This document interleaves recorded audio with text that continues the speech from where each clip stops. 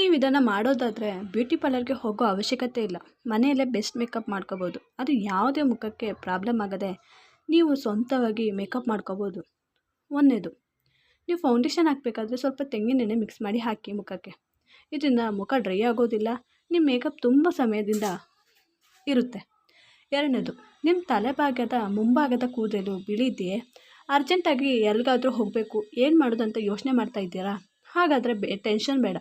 ನಿಮ್ಮ ಕೈಯಲ್ಲಿ ಮಸ್ಕರ ಇದ್ದರೆ ಅದರಿಂದ ಬಿಳಿ ಕೂದಲು ಇರುವ ಜಾಗದಲ್ಲಿ ಮಾಲಿಷ್ ಮಾಡಿ. ಇದರಿಂದ ಬಿಳಿ ಕೂದಲು ಕಾಣುವುದಿಲ್ಲ, ನಿಮ್ಮ ಸಮಯ ಕೂಡ ಉಳಿಯುತ್ತೆ. ಮೂರನೇದು, ನಿಮ್ಮ ಐಬ್ರೋ ತುಂಬ ಶೈನಿಯಾಗಿರಬೇಕು ಅಂದರೆ ಐ ಕ್ರೀಮ್ ಅಥವಾ ವ್ಯಾಸ್ಲಿನ್ ಹಾಕಿ. ಇದರಿಂದ ನಿಮ್ಮ ಐಬ್ರೋ ಶೈನಿಯಾಗಿರುತ್ತೆ. ನಾಲ್ಕನೇದು, ನೀವು ಲಿಪ್ಸ್ಟಿಕ್ ಅಥವಾ ನೇಲ್ ಪಾಲಿಶನ್ನು ಯೂಸ್ ಮಾಡಿ ಫ್ರಿಜ್ನಲ್ಲಿ ಮಡಗಿ. ಇದರಿಂದ ಲಿಪ್ಸ್ಟಿಕ್ ಡ್ರೈ ಆಗೋದಿಲ್ಲ, ನೇಲ್ ಪಾಲಿಶ್ ಕೂಡ ಗಟ್ಟಿಯಾಗೋದಿಲ್ಲ, ತುಂಬ ದಿನ ನಿಮಗೆ ಬಾಳಿಕೆ ಬರುತ್ತೆ.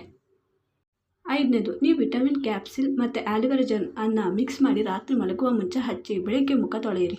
ಇದು ನೀವು ದಿನ ಮಾಡುವುದರಿಂದ ನಿಮ್ಮ ಮುಖದ ಡಾರ್ಕ್ ಸರ್ಕಲ್ಸ್ ಕಮ್ಮಿಯಾಗಿ ಮುಖದ ಕಲೆಗಳು ಮಾಯ ಆಗುತ್ತೆ, ಮುಖ ಗ್ಲೋ ಕೂಡ ಆಗುತ್ತೆ. ಇದು ನೀವು ಚಳಿಗಾಲದಲ್ಲಿ ಮಾಡೋದ್ರಿಂದ ನಿಮ್ಮ ಮುಖಕ್ಕೆ ತುಂಬ ಲಾಭದಾಯಕವಾಗಿರುತ್ತದೆ. ಆರನೇದು, ನೀವು ಕಾಫಿ ಪೌಡರ್ನಲ್ಲಿ ಸ್ವಲ್ಪ ಆಲಿವೆರಾ ಜೆಲ್ ಮಿಕ್ಸ್ ಮಾಡಿ ಹಾಕುವುದರಿಂದ ನಿಮ್ಮ ಸ್ಕಿನ್ ಸಾಫ್ಟ್ ಮತ್ತು ಸ್ಮೂತ್ ಆಗುತ್ತೆ. ಏಳನೇದು, ನೀವೊಂದು ಬಟ್ಟಲಿನಲ್ಲಿ ಮೊಸರು, ಅದಕ್ಕೆ ಟೊಮೆಟೊ ರಸ, ಅರಿಶಿನ, ಕಡಲೆ ಹಿಟ್ಟು ಹಾಕಿ ಸ್ವಲ್ಪ ಹೊತ್ತು ಮುಖ ಮಾಲಿಷ್ ಮಾಡಿ ಮತ್ತೆ ತೊಳೆಯಿರಿ. ಇದರಿಂದ ನಿಮ್ಮ ಮುಖ ತಣ್ಣಗಾಗಿ ಇರುತ್ತೆ, ಕಾಂತಿ ಕೂಡ ಹೆಚ್ಚಿಸುತ್ತದೆ. ಎಂಟನೇದು, ಗ್ಲಿಸರಿನ್ ಮುಖಕ್ಕೆ ಒಳ್ಳೆಯದು. ಆದ್ದರಿಂದ ನೀವು ನಿಮ್ಮ ಮುಖಕ್ಕೆ ಫೇಸ್ ಪ್ಯಾಕ್ನಲ್ಲಿ ಮಿಕ್ಸ್ ಮಾಡಿ ಅಥವಾ ತೆಂಗಿನೆಣ್ಣೆ ಜೊತೆ ಮಿಕ್ಸ್ ಮಾಡಿ ಹಾಕಿ. ಇದರಿಂದ ನಿಮ್ಮ ಸ್ಕಿನ್ ನ್ಯಾಚುರಲ್ ಮತ್ತು ನರಿಷನ್ ಆಗುತ್ತೆ. ಒಂಬತ್ತನೇದು, ನೀವು ಚಳಿಗಾಲದಲ್ಲಿ ಮುಖವನ್ನು 5 ನಿಮಿಷಗಳ ಕಾಲ ಮಾಯ್ಶ್ಚರೈಸರ್ ಅಥವಾ ಬಾದಾಮಿ ಎಣ್ಣೆ ಅಥವಾ ಹಸಿ ಹಾಲಿನಿಂದ ಕೊಬ್ಬರಿ ಎಣ್ಣೆ ಜೊತೆಗೆ ರೋಸ್ ವಾಟರ್ ಮಿಕ್ಸ್ ಮಾಡಿ ಮಸಾಜ್ ಮಾಡಿ.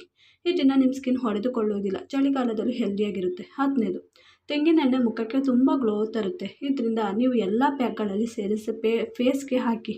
ಇದರಿಂದ ಒಳ್ಳೆ ರಿಸಲ್ಟ್ ಬರುತ್ತೆ. ನಿಮಗೆ ಈ ಟಿಪ್ಸ್ ಇಷ್ಟವಾದಲ್ಲಿ ಪ್ಲೀಸ್ ನನ್ನ ಚಾನಲ್ನ ಲೈಕ್ ಆ್ಯಂಡ್ ಸಬ್ಸ್ಕ್ರೈಬ್ ಮಾಡಿ. ಧನ್ಯವಾದಗಳು.